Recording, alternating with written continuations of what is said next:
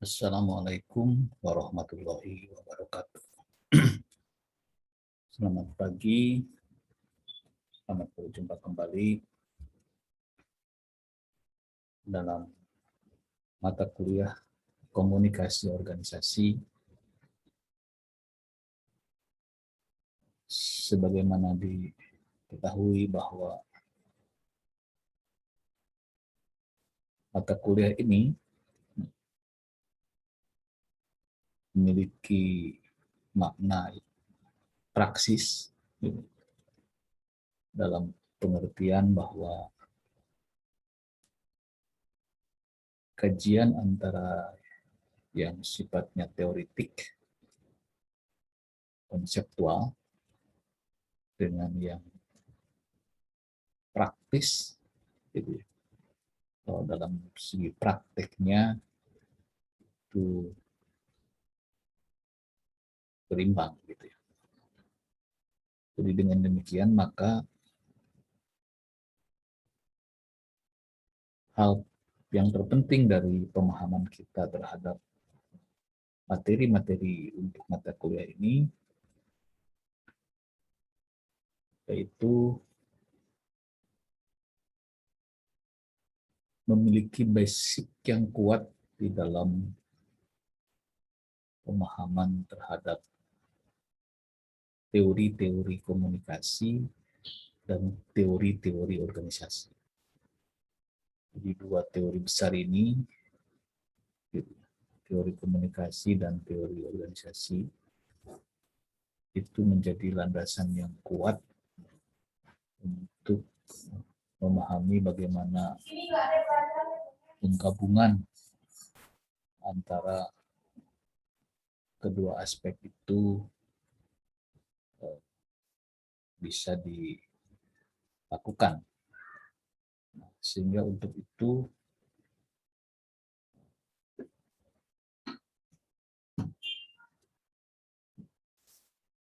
saya ingin berbagi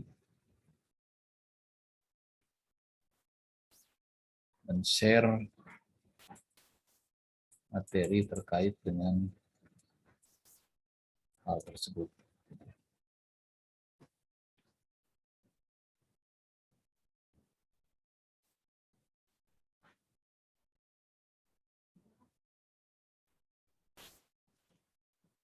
Nah, kembali kepada pengertian. Komunikasi adalah berasal dari bahasa Latin communicatio,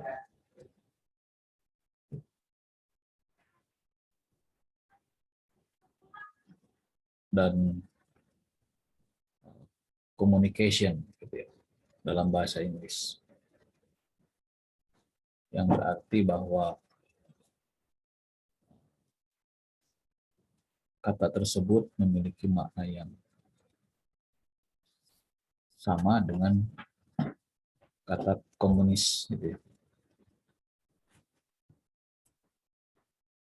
Jadi dengan demikian komunikasi akan berlangsung apabila ada kesamaan makna.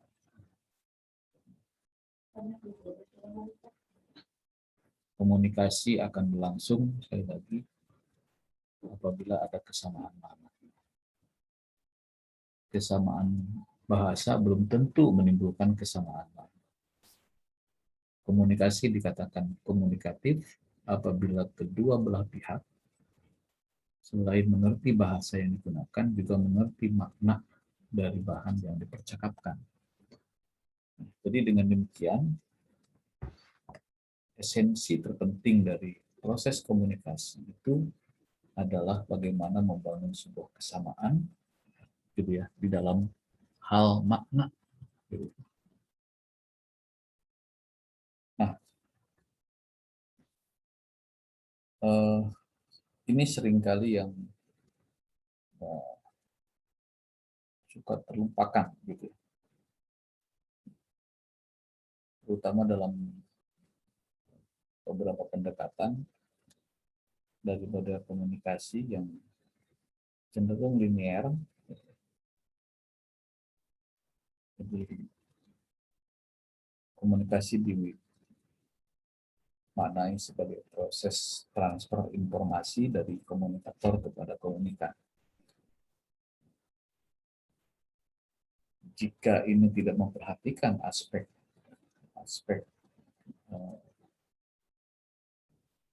makna daripada pemberian informasi itu, maka sesungguhnya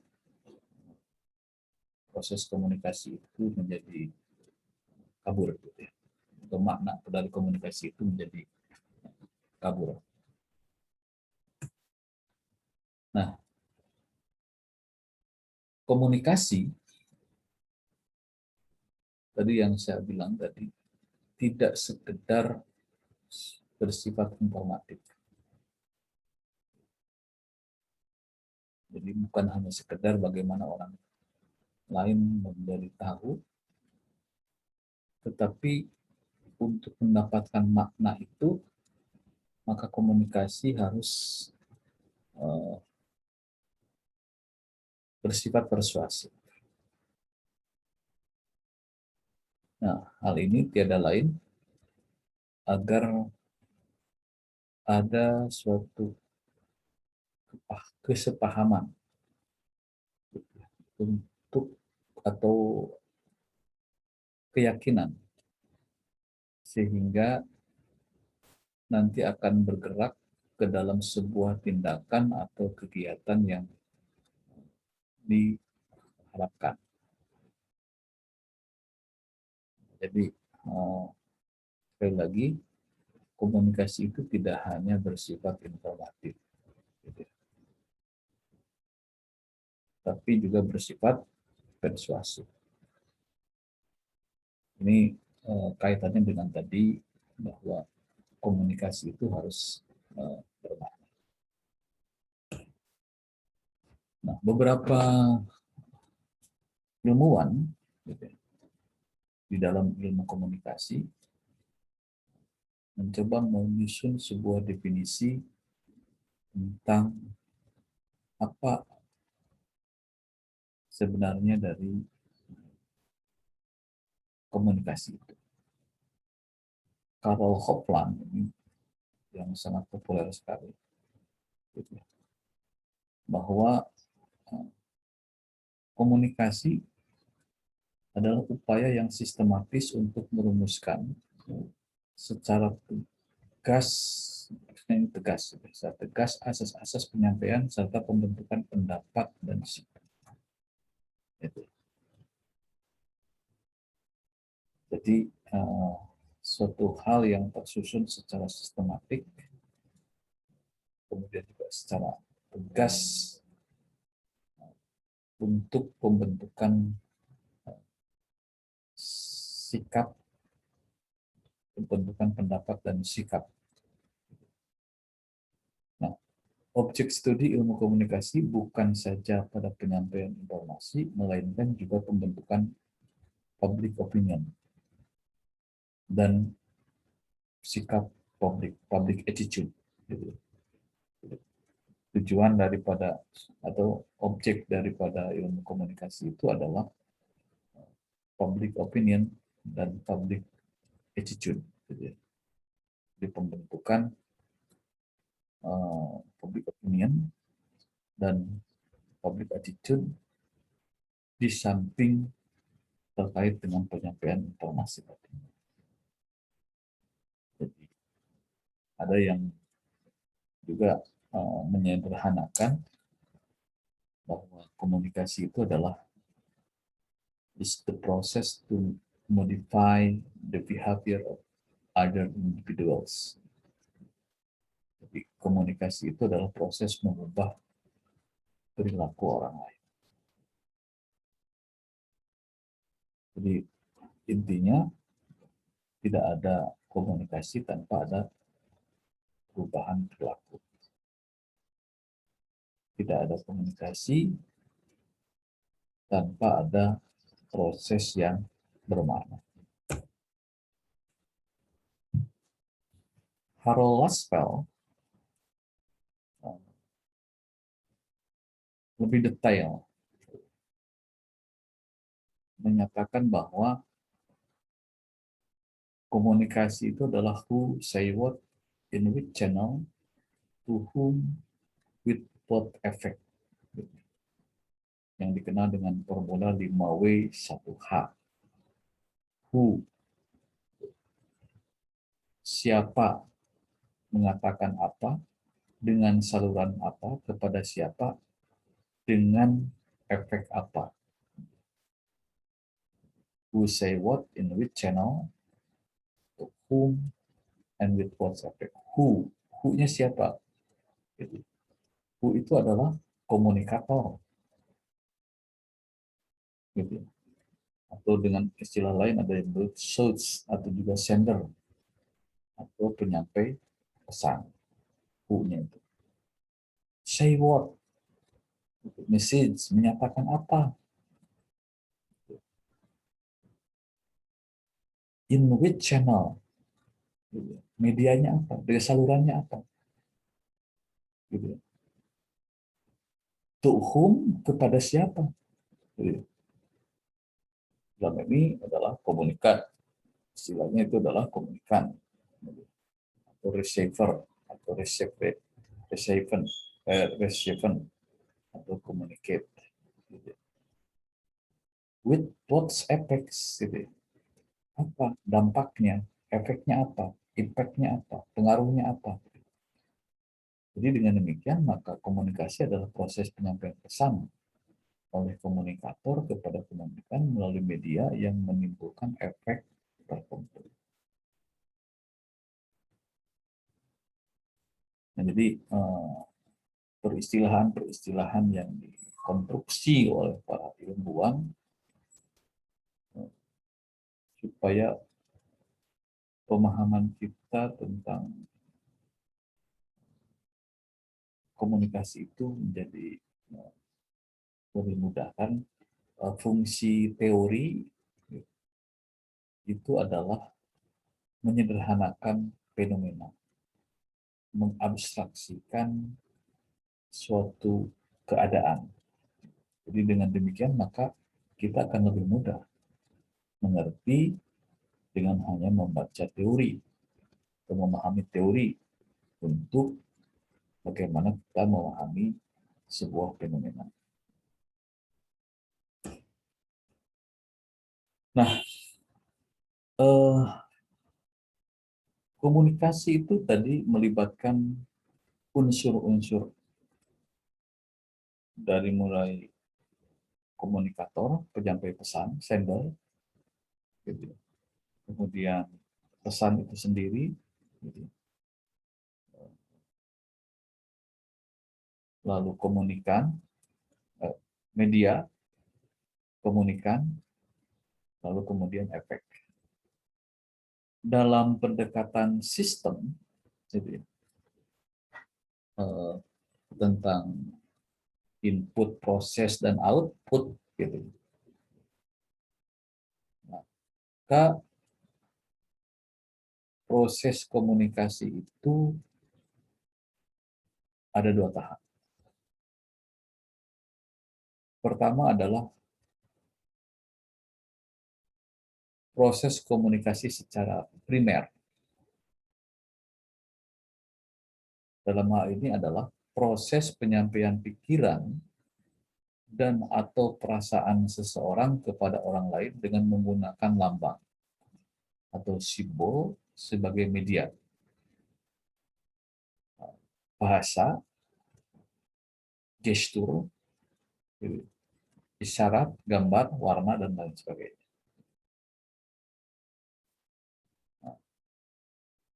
Paling banyak tentu dalam hal ini adalah yang digunakan bahasa. Karena bahasa mampu menerjemahkan pikiran seseorang kepada orang lain. Jadi, baik itu idea, informasi, ataupun opini. Tapi sesungguhnya proses komunikasi itu bukan hanya melibatkan atau menggunakan bahasa, tapi juga berbagai simbol yang lainnya. Jadi ada gestur, bahasa tubuh, gambar, warna. Warna merah itu maknanya apa? Putih itu kan setiap warna itu memiliki makna. Isyarat, berkedip misalnya itu juga memiliki makna. Melambaikan tangan itu juga bermakna. Jadi sekali lagi bahwa komunikasi itu ya yang alat yang digunakan itu banyak, gitu. Tapi yang paling umum adalah bahasa. Nah, di dalam penggunaan bahasa, bahasa itu kan merupakan serangkaian kata-kata, rangkaian kata-kata yang bermakna. Nah, kata-kata di dalam bahasa komunikasi itu memiliki dua jenis pengertian, baik yang denotatif, arti yang sesungguhnya sesuai dengan kamus, atau arti yang konotatif. Artinya berdasarkan penilaian tertentu, konotasi. Gitu. Nah, arti konotatif yang mengandung penilaian tertentu. Gitu. Kiasan, gitu ya. Kira ini kita semua sudah paham, gitu, tentang makna denotatif dan makna konotatif, gitu ya. Memang bahasa itu memiliki dua sisi, gitu ya. Sisi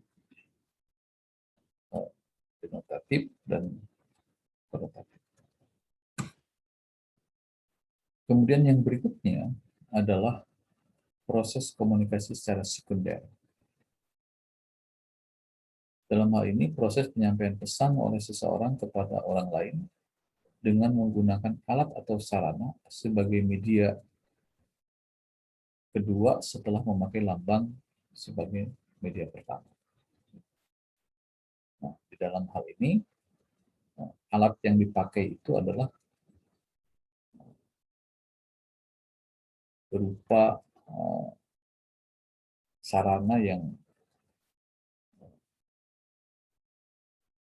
meliputi apakah itu surat, telepon, fax, koran, majalah, radio, TV, film, email, internet, dan lain sebagainya. Itu adalah proses komunikasi sekunder. Itu yang kalau primer itu yang sifatnya langsung, gitu. Kalau yang sekunder ini tidak langsung karena menggunakan media. Nah, perkembangan masyarakat beserta peradaban dan kebudayaan, gitu, tentu saja telah melampaui pikiran-pikiran manusia sebelumnya.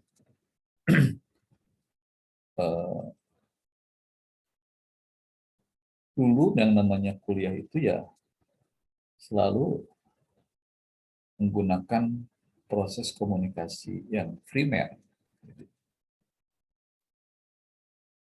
yang langsung tatap muka. Nah, tapi hari ini gitu, dengan lompatan teknologi, hal itu menjadi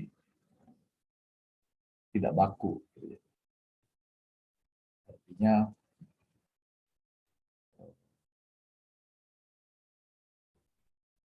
tidak selalu efektivitas komunikasi itu berlangsung di dalam ruangan, tetapi di dalam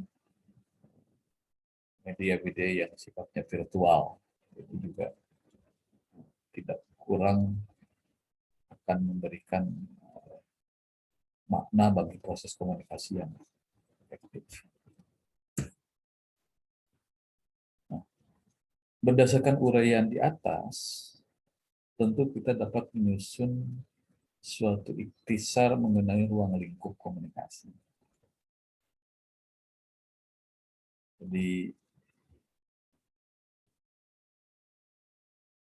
komunikasi itu berdasarkan komponennya, itu meliputi komunikator, pesan, media, komunikan, efek. Itu ingat saja dari Laswell itu 5W 1H. Who, say what, in which channel, to whom, and which what's effect.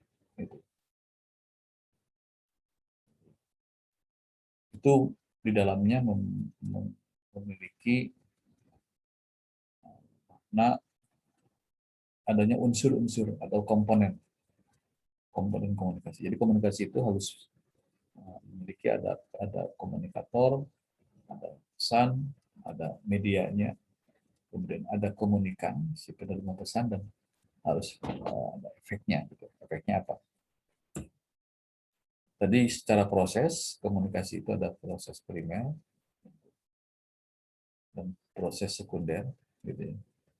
Yang primer itu langsung menggunakan bahasa dan simbol, sedangkan yang sekunder itu bersifat tidak langsung karena ada alat atau media yang menjembatani proses penyampaian pesan. Nah, yang ketiga, dari segi bentuk, komunikasi itu ada komunikasi personal communication, meliputi komunikasi intrapersonal, komunikasi dengan diri sendiri, dan komunikasi antarpersonal, interpersonal communication, atau komunikasi dengan pihak lain. Saya sudah singgung dalam sesi sebelumnya bahwa ada yang disebut dengan proses intrapersonal, interpersonal communication. Jadi proses komunikasi dengan diri sendiri, berkontemplasi, merenung, itu adalah wujud dari intrapersonal communication. Nah, kalau komunikasi interpersonal ya komunikasi yang secara umum berlangsung. Kemudian ada group communication, komunikasi kelompok. Meliputi komunikasi kelompok kecil, small group, gitu. Ceramah, diskusi, simposium, seminar, komunikasi antar manajer dan karyawan, itu adalah small group.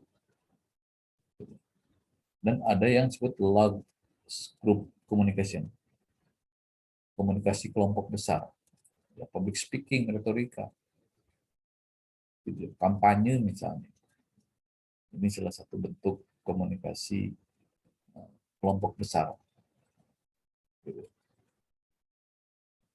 Yang ketiga adalah komunikasi massa. Itu mass communication. Itu koran, majalah, tabloid, radio, TV, film, digital sekarang itu ya, itu sifatnya komunikasi massa. Dan berikutnya adalah komunikasi media communication. Surat, telepon, email, pamflet, poster, brosur, spanduk, dan lain sebagainya. Ini adalah beberapa bentuk komunikasi dari mulai yang personal, kelompok, massa, dan media. Itu harus diingat oleh kita semua tentang bentuk-bentuk komunikasi tersebut. Nah, dari segi sifat, komunikasi itu ada yang sifatnya tatap muka, face to face, bermedia, ada perantara, verbal, Itu ada lisan, oral, maupun tulisan, non-verbal, isyarat badan, gestur, pictorial, gambar, facial expression, ekspresi wajah. Nah, itu sifatnya. Jadi, dari segi sifatnya itu, komunikasi itu ada tatap muka, ada yang bermedia, ada yang verbal, dan ada yang non-verbal. Anda harus bisa membedakan, misalnya antara tatap muka dengan yang bermedia. Yang verbal dengan yang non-verbal itu seperti apa? Yang verbal itu ya pakai lisan, pakai tulisan, itu verbal. Gitu. Yang non-verbal itu ya pakai bahasa isyarat, gitu. Pakai gambar, dan lain sebagainya. Dari segi metode, itu ada jurnalistik, gitu, meliputi cetak, elektronik, dan digital.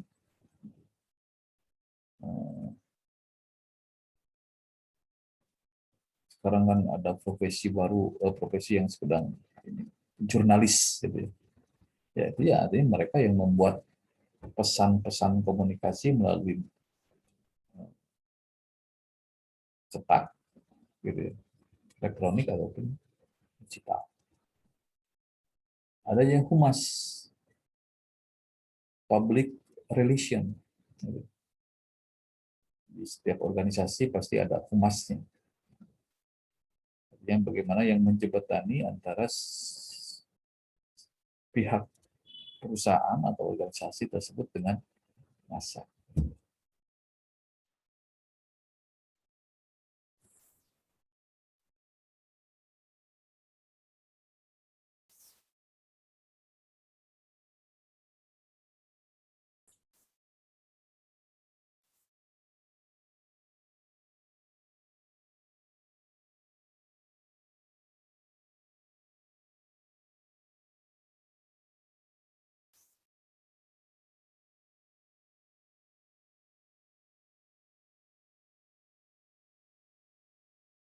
Dilanjutkan, gitu ya. Jadi ada advertising, publisitas, propaganda, perang urat saraf, gitu ya. Kemudian juga penerangan atau information. Ini beberapa metode dari komunikasi.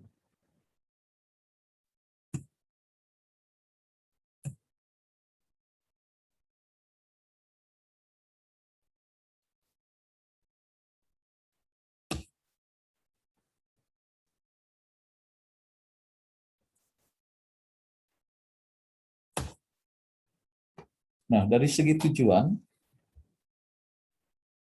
komunikasi itu memiliki tujuan untuk mengubah sikap, mengubah pendapat, mengubah perilaku, atau perubahan sosial, social change.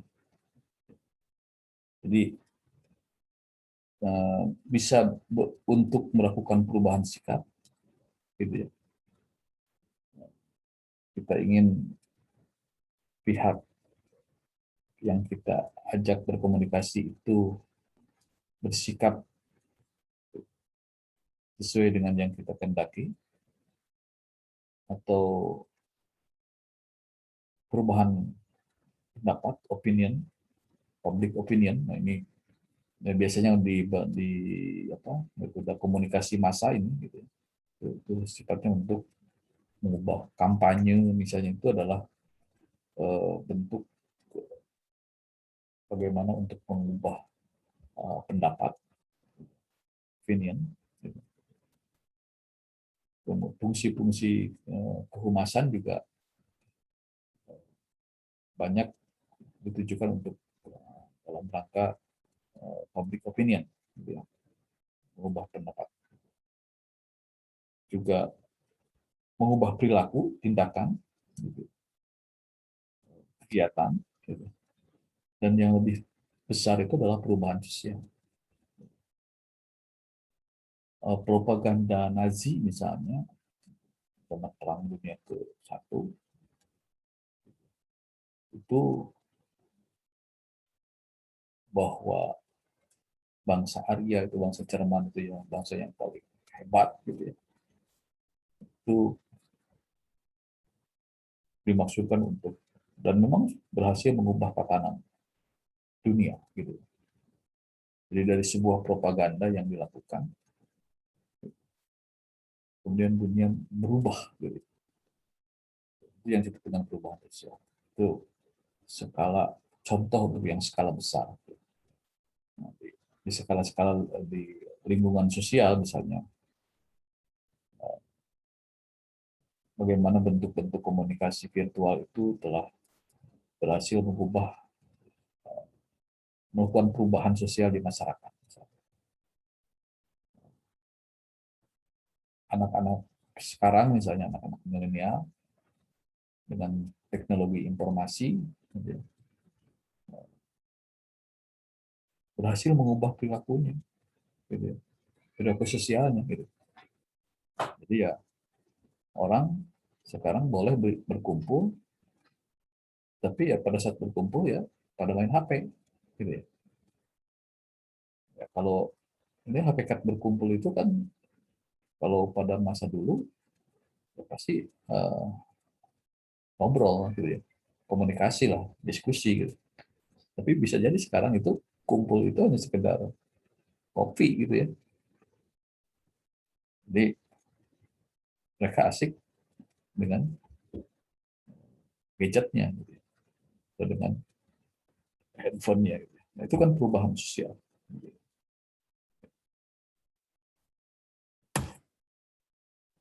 Nah, dari segi fungsi, gitu, komunikasi itu pertama adalah untuk menyampaikan informasi, to inform,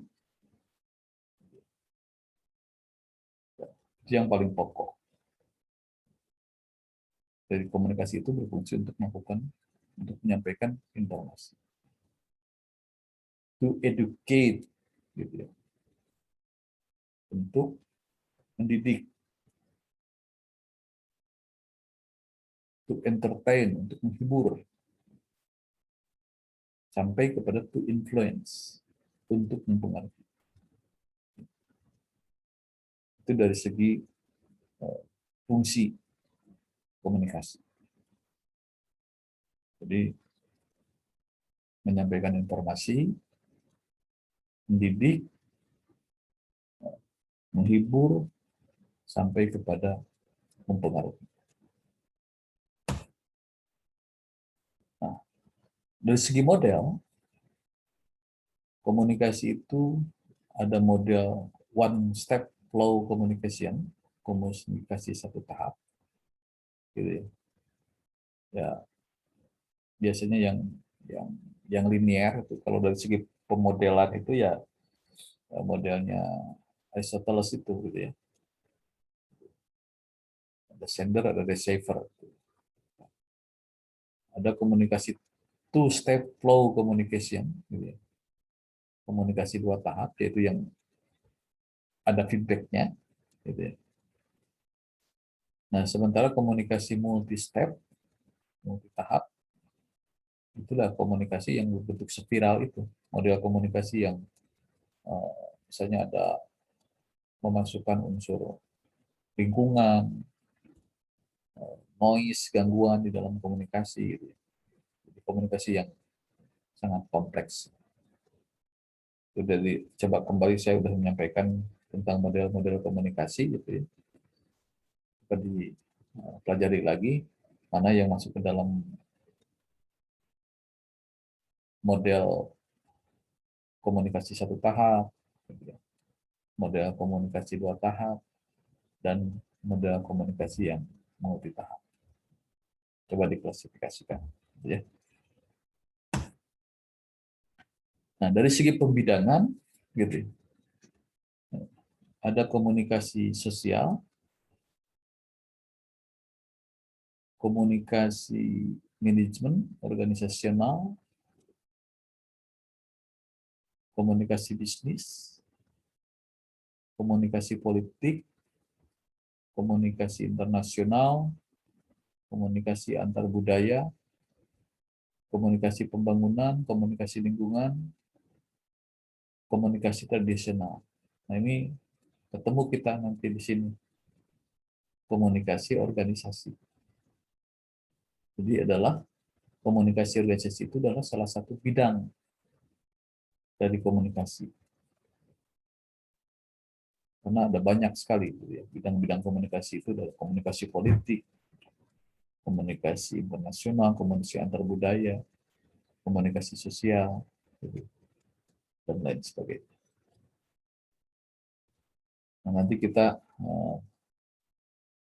setelah pembahasan tentang komunikasi, teori-teori komunikasi dan teori-teori organisasi, kita akan masuk ke apa itu komunikasi organisasi sebagai salah satu bidang komunikasi.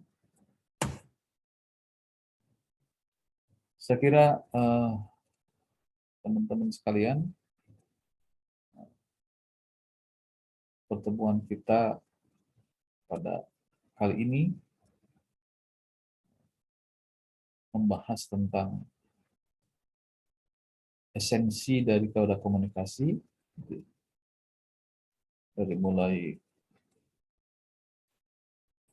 tadi pengertian, komponen, unsur, tujuan, model, sampai kepada pembidangan komunikasi.